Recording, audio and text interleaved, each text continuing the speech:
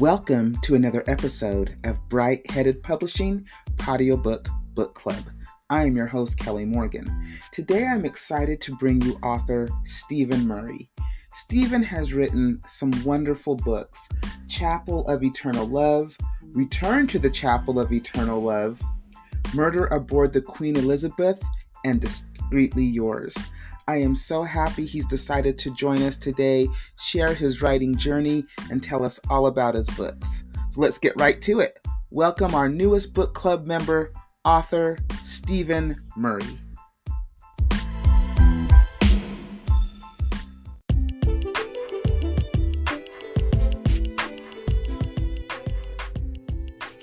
Stephen, thank you so much for being on the podcast and being the newest member to the book club. Welcome. How are you? Thank you, Kelly. Just fine. Thank you for inviting me to be a guest, and thank your listeners for tuning in. Well, yeah, true enough. Thanks the listeners for tuning in. I'm so glad that you decided to be a member of the book club. You're a seasoned author with 4 books under your belt, and we'll talk about all of them. But before we get into that, I want to learn more about you as an author and your journey to become an author. You know, when you were starting out, did you always know that you wanted to be a published author, or is it something that you just kind of fell into? Definitely the latter, Kelly. Definitely the latter. I had never, ever thought about being an author. And it was very much in my later years that I decided to become an author. It was about 12 years ago that even then I didn't decide to become an author. I just chose to write one book on my travels throughout the globe, and discovered a joy of writing, and it just took off on a life of its own, and took me down a path I never expected to go. That's what makes life so exciting. Exactly, and that sometimes happens to authors. I speak with a lot of them, and a lot of them don't necessarily plan to become an author, more or less than become a 4-time published author like yourself. So how does that work? How do you decide, not only am I going to write this book, but I'm going to publish this book? How do you come to that decision? Well, you know, the first book, as I alluded to, was a book on my travels around the world, and I wrote it because I thought it might be of interest, and I went to a group to find out how to publish it because I knew nothing about publishing, obviously. And the speaker at the group that night, the writers group, suggested that everyone write women's fiction. And I know nothing about women's fiction whatsoever, but why would she lie? And I didn't know any different. And I had discovered a joy of this writing. And I thought, you know, I'm going to see if I can do that. And I hunted around for a subject and finally came across it and wrote the book. And I really didn't even know how to go about publishing it, but I was introduced to a person that helps publish, helps editing, helps do the cover design, which made the path and the process so much easier. And at first I wasn't too sure, but he encouraged me to get the book published. He read a couple of chapters and said, "You've really got to go with this." And I thought, you know what have I got to lose? And I'd spent all this time and effort in putting the book forward, and he thought it was worthwhile. And I thought, hey, let's just go and see where it goes, take it to its finality. And I think as part, having put the time in, you want to make it does bring it to a natural conclusion. Mm-hmm. And what's there to lose, you know? Well, that's a really good attitude. You know, I think that when you go into it like that, like, what do I have to lose? I never thought I was going to be an author. I've got this book. Somebody encourages me, I'll get it published. Because I think that you don't really have any, grand expectations, right? You're just happy that the book is a published book. But I think you got the writer's bug because you went from 1 to 2 to 3 to 4 books, right? So, you know, for somebody who kind of stumbled into it, you stumbled pretty hard, you know, because is there a number 5? There's a number 5 in the works, and I've been co-writing a play as well. So The number 5 is a totally different book from the other genres, and it is fun, Kelly, but it's like everything in life, it's what you make it. And I didn't really go into it, I self-published, and there's a lot of upfront expense, as your other self-published authors will know. And I just thought, you know what, I'm prepared to lose this. And as I was told, you can go on a cruise and spend the same amount of money. You can go on a cruise for a week and spend the same amount of money, and you'll come back with wonderful memories. You spend it on a book, and it's going to take you on a lifetime, a journey that you never ever expected. And it's still a wonderful journey, and I still enjoy the marketing, the promoting, the book signings. It's all fun. And I think you have to look at it as an investment, right? You invested that money into yourself. It's not that you lost it. I mean, you said I could lose this money, but I think you took the money and you invested in the most important thing, which is you, and at the end of the day, you have your book. And, I think the hard part isn't the book writing or even the publishing. It's the marketing. Oh, you hit that nail right on the head, Kelly. You absolutely have. And it's true. You are investing in yourself. But I think, unfortunately, a lot of people look into publishing books as a way of making money. And it's great if you do, and obviously authors do. You've got people like Danielle Steele and Stephen King and what have you. They're all making, tons of money. But for the unknown author, it's a little bit harder. So I think if you're looking into it as a money-making proposition, that might not be the best motive or reason to go into self-publishing. That's for sure. And it might take a little while too, right? To get to whatever expectation you have to make money off your book. I mean, you're right. It's possible people do make a living off of writing. But now with self-publishing, I think those that maybe thought publishing was out of reach for them is now very reachable. But you have to be willing to, put a little bit of money into it, like a good editor and somebody to help you design the book. And because I look at it as your legacy, you're leaving that behind when you're gone. The book will be there and it says something. And so you want to put your best possible work out there. And it won't be everybody's cup of tea, but that's okay. It's, what matters is that you put out the best possible book that you could put out there. That's at least my 2 cents. Yeah, and I think it's a very valid 2 cents. It's worth more than that, because I think something we're all a little bit sensitive to is our work, and it's so important to recognize that not everybody is going to like it. It's not everybody's genre. It's not everybody's cup of tea. That's why we have menus in restaurants. There's choices, and there's choices in books. And it's amazing, all of a sudden somebody will just send you an email and saying how much they enjoyed your book, or how it impacted them, and what a pleasure it was to read for whatever reason. And you get that on email, or people will send the review to your website, and it makes it all worthwhile. You suddenly think, wow, somebody got some pleasure out of it, so it was worth it, I agree. So let's talk about the book. So let's talk about the most recent book. What's the most recent book that you've put out there? Well, the most recent book is a book called Discreetly Yours. And I don't know if you can see it there. But it's a very clean, pure book, despite the subject matter, Discreetly Yours, or the title. It's about 3 ladies who work for an extremely exclusive escort agency in Las Vegas. And they're very classy, they're very knowledgeable, and very elegant. And the gentleman they work for, I use the word gentleman very loosely, he's an absolute crumb, for want of a better word, to be polite on the air.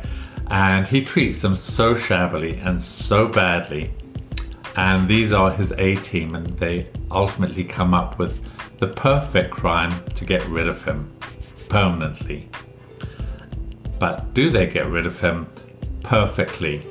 Or do they overlook something and does it come back to haunt them? So the story is you meet these three wonderful ladies, Goldie, Saturn and Ruby, and you meet their boss, and you're with them as they plot and plan and connive the murder. And then the aftermath and what happens and whether they get away with it or not.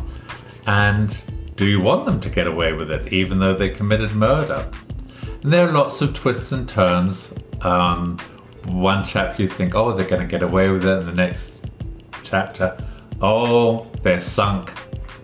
Next chapter, oh, they're going to get away with it after all. Oops, no, they've slipped up. So there's lots of twists and turns, and hopefully it will keep you guessing right until the very last chapter. But it's a very fun read, even despite, as I said, the subject matter. There's no expletives in it. There's no graphic sex. A lot of it's implied, but it's no graphic. There's no expletives. There's no graphic violence. It's just a fun read. It kind of sounds like women's fiction. Like maybe somebody is writing women's fiction who didn't maybe start out to write women's fiction, huh? Well, this is true, Kelly, and the inspiration, believe it or not, came from the first women's fiction book that I wrote called The Chapel of Eternal Love. Eternal Love is about a fictional Las Vegas wedding chapel, and one of the stories in that book inspired Discreetly Yours. And The Chapel of Eternal Love, of course, is women's fiction. The reader gets to spend a day at this wedding chapel, and you meet all the couples that come and go. As you know, we are the marriage capital of the world, and love means different things to different people, and people come to Las Vegas for different reasons. But one of the chapters in the book was about a woman that works for an escort agency, and she gets stood up. And I wanted to paint her in a sympathetic light. And on the day of the wedding, she gets left alone at the altar. And I got so many emails from women. What happened to her? We felt so bad for her. And that kind of inspired the last book, Discreetly Yours. I thought, well, let me take this one step further. Let me put three women together that actually kill somebody off. And is the same amount of sympathy there for these three women? So the first book was the inspiration for the last book. So how did you do the research for the Chapel of Eternal Love? How did you, and why, how did you come up with that topic? Because I find it unique that the book is a day at a wedding chapel, and you're talking about all the people that are coming through the wedding chapel. And how did you come up with that story? And then how do you write all these different experiences? Because you said love means different things to different people, but it's another thing to say it, Stephen. It's another thing to write it. Well, yeah, and of course, behind every story there is a story. There's another story, and there's certainly one about behind the Chapel of Eternal Love. Once I was told that we need to be writing fiction for women, I thought, gosh, I know nothing about women's fiction, nothing whatsoever. And I didn't know what to write about. But I did have a couple visiting me from overseas, and they wanted to go to a wedding chapel. So I took them to one, and we were sitting outside waiting for them to go in. And there was a couple sitting there, and we just started talking to them, wondering where their family were and where their friends were. And we said if we'd have known, we would have bought them a bottle of champagne, something, so there'd be a celebration of some kind, And the bride-to-be said, oh, I'm glad you didn't do that. I would have smashed the bottle right over his head. And she pointed to her husband-to-be. And our faces just dropped. We thought, why would she say that about somebody she's just about to get married to? And as I was driving home that night, I started thinking about this couple, and I thought, wonder where they're from, and why would she say such a thing to complete strangers? And then I thought, there's my book. Why do people come to Las Vegas? What are their stories? And Kelly, by the time I'd got home, all those stories had just tumbled into my head, all of them. And I went straight to the computer and I put down brief little outlines. And I never varied it. And that's how it came about. I didn't go to any other wedding chapels. I didn't speak to any wedding chapel owners. I didn't interview people. It's just 100% imagination, pure imagination. And that is so cool. And that book then triggered the most recent book. So that's really cool. Now, have you ever thought about, the books aren't series, they're standalones, but have you ever thought about doing a series?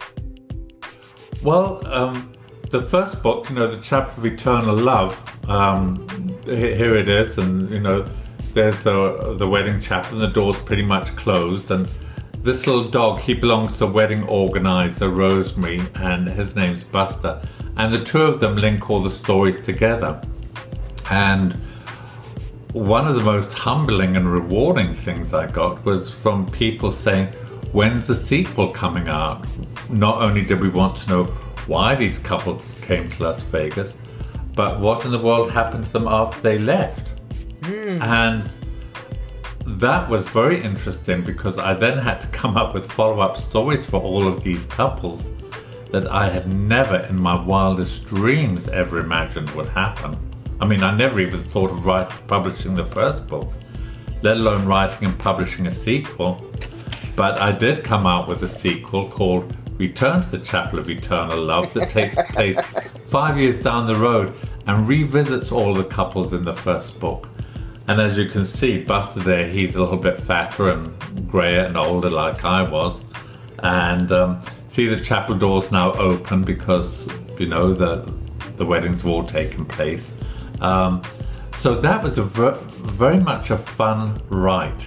Very much a fun write because I didn't plan on the first book. I never thought there would be a sequel. Never dreamed about it. And you created these couples, and they took on a life of their own, it sounds like. Oh yes, and some people have even written and said you're going to have a third book coming out with the children from these couples. But I don't know. So what are you working on now, Stephen? What are you working on now? Well, the two chapel books, they were like mainstream fiction, and Discreetly Yours was a crime fiction. And my other book, Murder Aboard the Queen Elizabeth II, that was a murder mystery. And I thought I want to try something, again, totally different. It's the challenge that makes it so much fun. So I'm writing a very warm and fuzzy Christmas story. Okay. It's a very Hallmark, gooey kind of story that's just going to be pure mush and fun. So it is a romance. Well, it's not one of the Hallmark movies where they always kiss at the last 30 seconds. There's always that kiss. This is about several different people. They're going somewhere and something happens on the way, and the couple of days they're all spent together, it's a life-altering experience for all of them, and it'll give backgrounds as to how their lives have changed and affected by their newfound circumstances during the Christmas couple of days. So and what made you decide to write the book around the Christmas holiday? You know what? It was just after Discreetly Yours got published, and that was like in July of 2019. And it was when they started doing the Hallmark Christmas movies. Every Thursday night in July they start doing a Christmas movie. And I just happened to tune into one night round about that time. And I thought, you know what?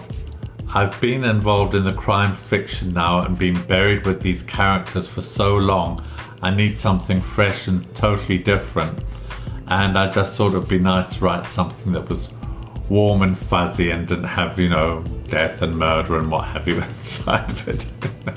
Well, it sounds wonderful. When do you anticipate the book will be out? I don't know. I'm hoping it will be out in time for this Christmas, but I need to get a move on because you know what it's like finding editors and having them allocate the time and coming up with the cover design and all of that stuff. It does take time, but I really would like to get it out by this Christmas. It's not going to be a full-length book, this one. It's going to be a novella. It'll be about 80, 90 pages, somewhere around about there. So it'll be a shortish book, but hopefully it'll just be a feel-good book, make people feel good about life and themselves. Nice. So for the other books, have you thought about putting them on audio or Audible for audiobooks? I have checked into it, and I have been asked to put it out there, and I do a lot of engagements at senior centres. My books seem to resonate with seniors for some reason. They all seem to like them. And whenever I go and speak at various senior centres, one of the first questions is, can I get it on audiobook? Can I get it on audio? And at the beginning of last year, I started checking into it, and then of course the pandemic came and other things happened, and so it all got put on hold. So I've thought about it, but to be quite honest, I haven't done anything about it. Well, I think when you are out there marketing your book, and this is what I tell almost everybody I talk to, I believe that the audiobooks would open up a whole new audience for you. There's a lot of people out there who just don't feel like they have the time, to read, and so they'll listen. And so, it's another great way to get your book out there and to market it. So, I haven't done an audiobook myself, but when my book comes out later this year, that's one of the things I plan to do. And somebody had told me, if you ever decide to, write a book, this was a long time ago. If you ever decide to write a book, you don't have to put it in print. You could go straight to audio. And I was like, oh, I never really thought about it. So something to think about, because I bet your books would be fantastic on audiobooks. Well, there's certainly a market for that, Kelly. I certainly wouldn't dispute that. I know there are a lot of people, they like to listen to books in their car and things like that. There's a couple of things though. One, if you're getting a new car, you can't even get a CD player in a new car. But they've done away with that. I got a new car last year. I couldn't find a car with a CD player in it, and I like to have my own music as I'm driving around. So they would need to listen to it at home. And I think they would just put the app on their phone, and they could still listen to it in their car. That's true too. Yeah, that's why they don't have CDs anymore, because everything is on an app. Yeah, well, I'm not an app person, unfortunately, so maybe I'm the one who's marching out of step. But I think there'll always be a need, I think, for print books, or certainly, well, I hope so, and certainly in the immediate future.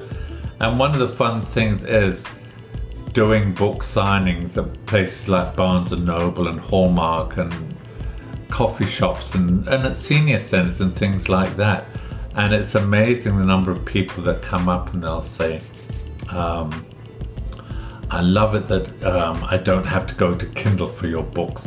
I love just holding a book in my hand and turning the pages. There's still a ton of people out there like that, Yeah, I agree. I like the feel of a book too. And I like the feel of like a real newspaper. Which you can't really get newspapers anymore, but I'm old school. I just like the sound of it. So, and I like the feel. I like the way books look, and I like the feel of books too. But I find myself in the car a lot, so I'll listen to audiobooks as well. But it's just a thought, because I think your books are wonderful. I do. Stephen, I want to thank you for stopping by the book club and being the newest member. This means that you are now an official member of the book club, which means you can come back at any time that you would like and talk about your other books. So in book 5, maybe around Christmas time, it will be ready and you can come back and we'll talk about it. I'd love to do that, Kelly. And thank you again for having me on your show. It's been an absolute joy and a pleasure, and I hope your listeners enjoyed as much as I've enjoyed being a part of it. Well, thank you so much. Thank you. You stay safe and good luck with your book. Be sure and let us know when it comes out, okay? I will definitely do that. Thank you, Thank Stephen. you. Stay safe.